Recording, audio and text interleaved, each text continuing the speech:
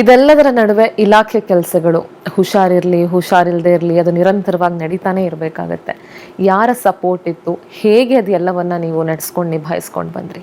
ಮೊದಲನೇದಾಗಿ ಇಲಾಖೆಯಲ್ಲಿ ಕೆಲಸ ಒಂದನ್ನು ನಾವು ನಿಲ್ಲಿಸಲಿಲ್ಲ. ಇದಕ್ಕೆ ಮುಖ್ಯ ಕಾರಣ ಮಾನ್ಯ ಮುಖ್ಯಮಂತ್ರಿಗಳಾದಂಥ ಸಿದ್ದರಾಮಯ್ಯನವರ ಒಂದು ಮಾತು.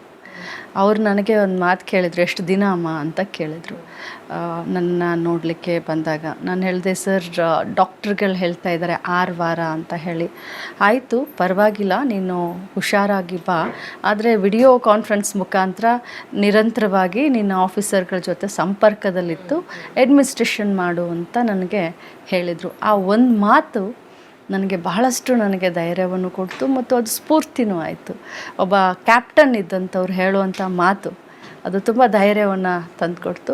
ಸೊ ಅದೇ ನಿಟ್ಟಿನಲ್ಲಿ ಫೋನ್ ಮುಖಾಂತರ, ಸಿಗಳ ಮುಖಾಂತರ, ಝೂಮ್ ಮೀಟಿಂಗ್ಗಳ ಮುಖಾಂತರ ನಾನು ನನ್ನ ಇಲಾಖೆಯ ಕಾರ್ಯಭಾರವನ್ನು ನಡೆಸಿದೆ. ಜೊತೆಯಲ್ಲಿ ನಮ್ಮ ಇಲಾಖೆಯ ಎಲ್ಲ ಸಿಬ್ಬಂದಿಗಳು ಪ್ರತಿಯೊಬ್ಬರು ಕೂಡ ನನ್ನ ಒಂದು ವೇಗಕ್ಕೆ ಸಮನಾಗಿ ಕೆಲಸ ಮಾಡುವಂಥವ್ರಿದ್ದಾರೆ. I am lucky in that. ಎಲ್ಲೋ ಒಂದು ಕಡೆ ಮಹಿಳಾ ಮತ್ತು ಮಕ್ಕಳ ಕಲ್ಯಾಣ ಇಲಾಖೆ ಸಚಿವರಿಗೆ ಹೀಗಾಗಂತೆ ತುಂಬ ದಿನ ಅವ್ರು ಕಾಣಿಸ್ಕೊಂಡಿಲ್ಲ ಅಂತಂದಾಗ ಬಹಳಷ್ಟು ಮಹಿಳೆಯರು ಕೂಡ ಆತಂಕಕ್ಕೊಳಗಾಗ್ತಾರೆ. ಯಾಕೆಂದರೆ ನಿಮಗೆ ಗೊತ್ತಿರುವ ಹಾಗೆ ಗೃಹಲಕ್ಷ್ಮಿಯ ಹಣ ಇನ್ನೂ ಒಂದಷ್ಟು ತಿಂಗಳ ಕಂತುಗಳು ಬಾಕಿ ಉಳಿದುಕೊಂಡಿರೋದ್ರಿಂದ ಸಚಿವರು ಬಂದು ಏನಾದರೂ ಮಾತನಾಡಿದ್ರೆ ಒಂದು ಧೈರ್ಯ ಬರುತ್ತೆ, ಇಲ್ಲಪ್ಪ ಆ 2,000 ನಂಬ್ಕೊಂಡಿರುವಂಥ ಮಹಿಳೆಯರು ಬಹಳಷ್ಟು ಜನ ಇದ್ದಾರೆ, ಹಾಗಾಗಿ ನಾನು ನಿಮ್ಮನ್ನು ಇವತ್ತು ಅನಿವಾರ್ಯ ಸ್ಥಿತಿಯಲ್ಲಿ ಮಾತನಾಡಿಸ್ತಾ ಇದ್ದೀನಿ.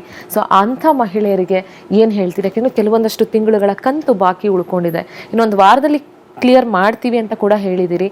ಅದ್ರ ಬಗ್ಗೆ ಏನು ಹೇಳಿ? 2,000 ಬರುತ್ತೆ ಅಂತ ಎಲ್ಲೋ ಟ್ಯೂಷನ್ಗೆ ಮಕ್ಕಳನ್ನ ಹಚ್ಚಿರ್ತಾರೆ.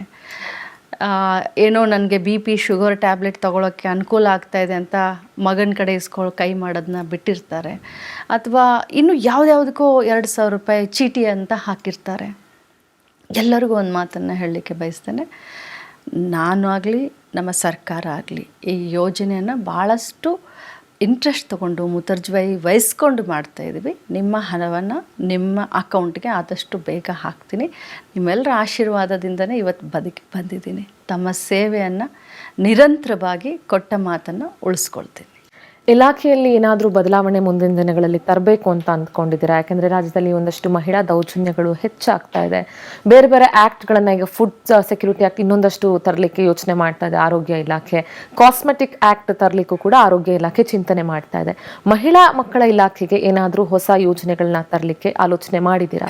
ಖಂಡಿತವಾಗ್ಲೂ ಆಲೋಚನೆ ಮಾಡಿದ್ದೀವಿ. ಅದು ನನ್ನ ಕನಸಿನ ಕೂಸು ಅಂತಲೇ ಹೇಳಬಹುದು. ಯಾಕಂದರೆ ಎಲ್ಲರೂ ಮಹಿಳಾ ಮಕ್ಕಳ ಕಲ್ಯಾಣ ಇಲಾಖೆಯನ್ನು ನನಗೆ ವಹಿಸಿದಾಗ ಎಲ್ಲರೂ ಹೇಳಿದರು, ಯಾಕೆ ಈ ಇಲಾಖೆಯನ್ನು ನೀವು ತಗೊಂಡ್ರಿ?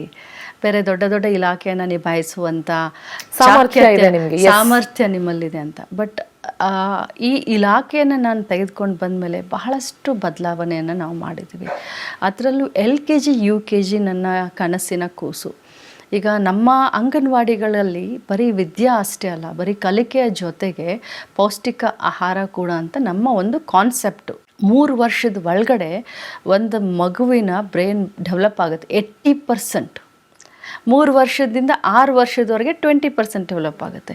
ಸೊ ಆ 3 ವರ್ಷ ಬಿಲೋ 3 ಇಯರ್ಸ್ ಏನು ನಮ್ಮ ಹತ್ರ ಬರ್ತಾರೆ ಮಕ್ಕಳು, ಅವರ ಒಂದು ವಿಕಸನ ಅಂತ ಹೇಳ್ಬೋದು, ಅವರ ಬುದ್ಧಿಮತ್ತವನ್ನು ವಿಕಸನ ಮಾಡಲಿಕ್ಕೆ ಅನುಕೂಲ ಮಾಡಲಿಕ್ಕೆ ಏನು LKG UKG ಅಂತ ಹೇಳ್ತಾ ಇದ್ದೀನಿ. ಸೊ ಇದು ನನ್ನ ಕನಸಿನ ಕೂಸಾಗಿದೆ. ಜೊತೆಯಲ್ಲಿ ತಾವು ಮಹಿಳೆಯರ ಬಗ್ಗೆ ಮಾತನಾಡಿದ್ರಿ. ಭಾಳಷ್ಟು ಶಾಸನಗಳಾಗಲಿ ಅಥವಾ ಭಾಳಷ್ಟು ದೌರ್ಜನ್ಯಗಳ ಬಗ್ಗೆ ತಾವೆಲ್ಲ ಈಗಾಗಲೇ ನಿರ್ಭಯ ಅನ್ನುವಂಥ ಒಂದು ಕಾನೂನು ಅಡಿಯಲ್ಲಿ ಚೌಕಟ್ಟಿನಲ್ಲಿ ಬಹಳಷ್ಟು ಸ್ಟ್ರಿಕ್ಟ್ ಆದಂಥ ಕಾನೂನುಗಳು ಬಂದಿದ್ದಾವೆ. ಕಾನೂನುಗಳನ್ನು ಹೊಸದಾಗಿ ಮಾಡೋದನ್ನು ಒಂದೆರಡು ನಮ್ಮ ತಲೆಯಲ್ಲಿದೆ, ಶಾಸನವನ್ನು ತಿದ್ದುಪಡಿ. ಬಟ್ ಕಾನೂನನ್ನು ಪಾಲಿಸೋರು ಯಾರು? ನಾವೇ, ಸಮಾಜದಲ್ಲಿರುವಂಥವ್ರು ನಾವೇ. ನಾವು ಕಾನೂನನ್ನು ಪಾಲಿಸಿದ್ರೆ ಕಾನೂನಿಗೆ ಗೌರವ ಇದೆ. ಕಾನೂನು ಬಂದ ಮೇಲೆ ಅದರ ಒಂದು ಭಯ ಹುಟ್ಟಿಸಿ ಮಾಡೋದಂಥದ್ದೇನಿಲ್ಲ.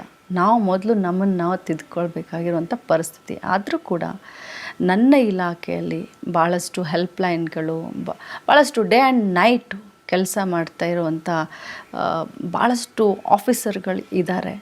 ಸೊ ಅವ್ರನ್ನೆಲ್ಲರನ್ನೂ ಕರ್ಕೊಂಡು ಒಂದು ಪ್ಲ್ಯಾನನ್ನು ನಾವು ಮಾಡ್ಕೊಂಡಿದ್ದೀವಿ, ನಮ್ಮ ಇಲಾಖೆ ಯಾವ ರೀತಿ ನೆಕ್ಸ್ಟ್ ಹೋಗಬೇಕು ಅಂತ. ಆದರೆ ಏನಾಗಿದೆ ಅಂತಂದರೆ, ಮೊದಲು ಮಹಿಳಾ ಮಕ್ಕಳ ಕಲ್ಯಾಣ ಇಲಾಖೆಯಲ್ಲಿ ಸ್ತ್ರೀ ಶಕ್ತಿ ಸಂಘಗಳಿರ್ತಾಯಿತ್ತು. BJP ಗವರ್ಮೆಂಟ್ನಲ್ಲಿ ಸ್ತ್ರೀ ಶಕ್ತಿ ಸಂಘಗಳನ್ನು ಬೇರೆ ಇಲಾಖೆ ಕೊಟ್ಟರು. ಈಗ RDPR ಅವರು 3 ವರ್ಷದ ಮುಂಚಿನ ಮಕ್ಕಳನ್ನು ಕೂಸಿನ ಮನೆ ಅಂತ ಅವ್ರು ತಗೊಳ್ತಾ ಇದ್ದಾರೆ.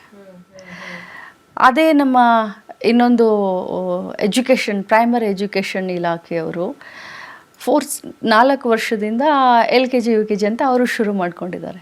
ಸೊ ನನಗೆ ಬಂದಿರೋದೇನು ಅಂತಂದರೆ 1 ವರ್ಷದಿಂದ 6 ವರ್ಷದ ಮಗು ನಮ್ಮ ಹಕ್ಕು, ಮಹಿಳಾ ಮತ್ತು ಮಕ್ಕಳ ಕಲ್ಯಾಣ ಇಲಾಖೆ ಹಕ್ಕು. ಬೇರೆಯವರು ತಗೊಳ್ಬೋದು, ಆದರೆ ಅಲ್ಲಿ ಅವ್ರು ಪೌಷ್ಟಿಕ ಆಹಾರ ಕೊಡೋದಿಲ್ಲ, ಅವ್ರು ಕಲಿಕೆಯನ್ನು ಕೊಡ್ಬೋದು. ಆದರೆ ಇಲ್ಲಿ ಪೌಷ್ಟಿಕ ಆಹಾರದ ಜೊತೆ ಕಲಿಕೆ ನಮ್ಮ ಇಲಾಖೆಯಲ್ಲಿ. ಸೊ ಇಂಥ ಅನೇಕ ಚಾಲೆಂಜಸ್ಗಳನ್ನು, ಗೊಂದಲಗಳನ್ನು ನಿವಾರಿಸ್ಕೊಂಡು ಮುಂದೆ ಸಾಗ್ತಾ ಇದ್ದೀನಿ.